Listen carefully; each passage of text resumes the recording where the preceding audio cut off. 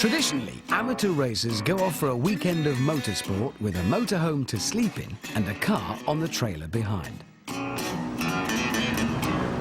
But I've thought of a cunning way to streamline this whole business. Just leave the car and trailer behind and race the motorhome. I think this plan has a stench of genius about it. You've still got something to get there in, you've still got something to sleep in, you've still got something to race, and you've still got something to go home in.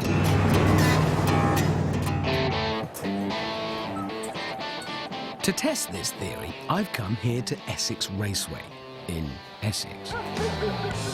Home to banger racing, stock car racing, and from next year, the British round of the Formula One World Championship. This is my motorhome, a Ford Midas. Nice. Now let's meet my fellow competitors in their mobile motorsport racing living quarters. In the Mitsubishi L300, we've got touring car star Matt Neal. In the Toyota Lightace, we've got touring car star Anthony Reid. In the Chevrolet, we've got touring car star Tom Chilton. In the left-hand drive Fiat Ducato MV70 Globetrotter, we've got touring car star Matt Jackson. And in the Transit, we've got Desperate. So, we have all sizes and shapes of luxury motorhome here, and all manner of engines and power outputs. And that's good, because it leads to the one thing you want most of all in motorsport: unpredictability. And the unpredictability doesn't end there, because motorhome racing brings with it a whole new set of tactical decisions. You see, the governing body of motorhome racing states in the official 2007 rulebook that you must prepare your motorhome for racing the night before the race. Once the sun goes down, you may not make any further changes. Which leaves you with a dilemma.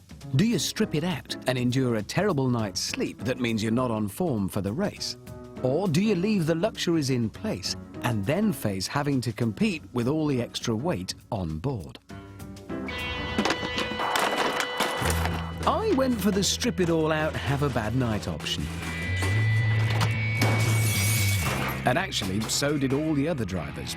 Well, nearly all.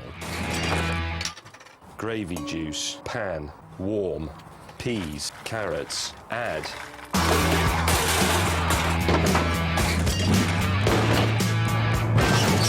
Finally, everything was ready. That's a pie. For next day's big race. Night descended over Essex.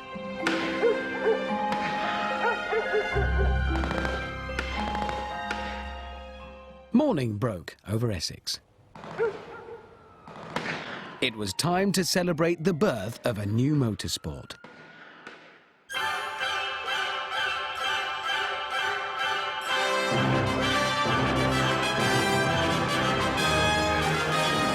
Great day for a race, this. Friday the 13th.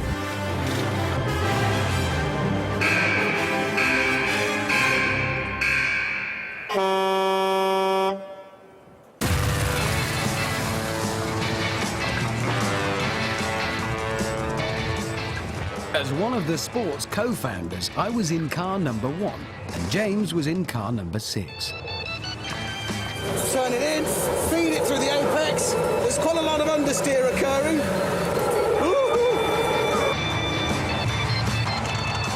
Now, the point of this sport is that you should be able to drive your motorhome home again. So the rules are simple: 15 laps and no body contact.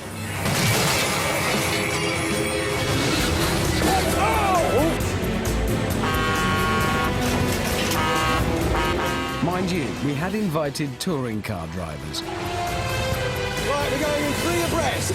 This is going to be a late braking competition. Oh no! Oh! I've just seen the door of the kitchen unit on the track, and that doesn't happen at Silverstone. James's tactic of a good night's sleep wasn't working out. He was at the back of the field, but he had a plan. Right, the trick, I think, is to take a slow but inside line so that as they get carried away, I can sneak through on the left-hand edge. The little red Toyota had no bulk and no power, but he was plucky, and we respected that for a bit.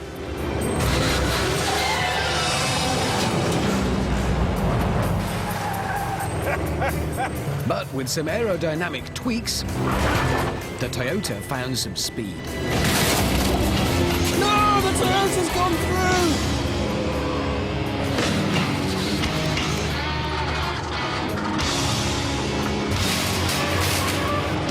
Lap 8, and amazingly, James had managed to get lost on an oval.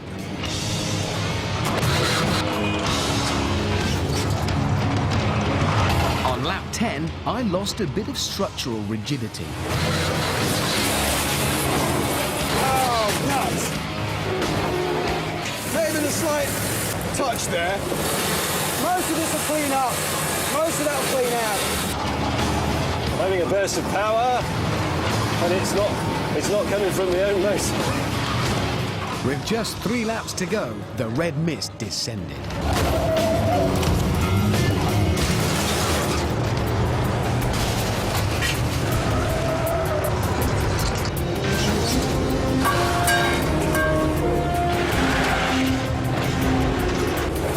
Luckily, my structure was still holding. No, it wasn't. Oh, Alan's gone! Lightness is everything.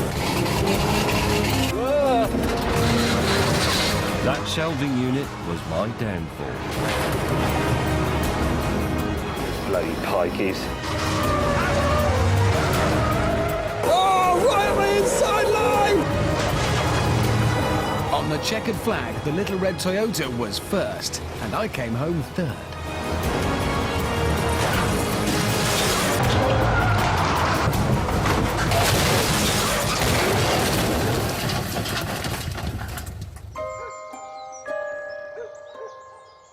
Well, I think the no contact rule needs a bit of a tweak, but we are onto something here.